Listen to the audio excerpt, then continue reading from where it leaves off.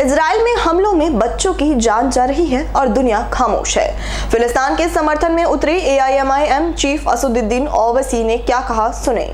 کیا تم کو معلوم کہ جب تک 400 سال ترکوں کی حکومت تھی، مسجد اقصی ہمارے پاس تھی، مگر جب ترکوں سے اقتدار اتحاد جب کمزور ہوا، قبیلوں کی بنیاد پر، عصبیت کی بنیاد پر جب اتحاد پارا پارا ہو گیا، تو سب سے پہلی چیز جو ہمارے ہاتھ سے چلے گئی وہ مسجد اقصی اور بیت المقدس ہمارے ہاتھ سے چلا گیا۔ اسی لیے میرے عزیز دوستوں اور بزرگوں، اتحاد کو مضبوط رکھو، یاد رکھو، تم کو ہم تمام، مجھ سے تم کو نفرت ہوگی، مگر میری اور تمہاری خواہشوں سے زیادہ اور اہمیت کا کام اتحاد ہے۔ اسد الدین اویسی یقیناً کمزور ہے، مگر یاد رکھو یہ اتحاد تمہارے لیے اور میرے لیے، آنے والی نسلوں کے لیے ضروری ہے۔ ہم نے اتحاد کو کھویا تو مسجد اقصی نکل گئی ہمارے ہاتھ سے، مسجد اقصی ہمارے ہاتھ سے نکل گئی۔ تو اتحاد کو مضبوط رکھو۔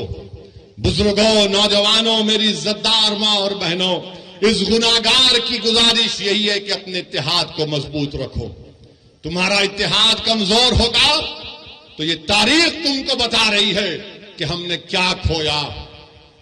ہم نے قبلے اول کو کھو دیا، مگر لاکھوں سلام وہ غازہ کے بہادروں پر، جو غازہ کے بہادروں پر جو آج بھی لڑ رہے ہیں، کل بھی لڑیں گے، مگر ہم ہمارے وزیر اعظم سے کہنا چاہیں گے کہ مودی جی روکو جو غازہ میں ظلم ہو رہا ہے فلسطینیوں پر۔ آپ نے کہا کہ India stands in solidarity with the Palestinian people, تو سالیڈیرٹی دکھاؤ، روکو ان لوگوں کو۔ 21 لاکھ میں سے 10 لاکھ لوگ بے گھر ہو چکے ہیں۔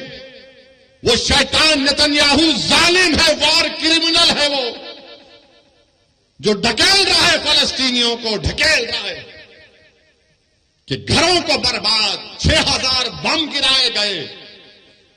ہم بھارت کے وزیر اعظم کو بتانا چاہ رہے کہ مہاتما گاندھی نے کیا کہا تھا۔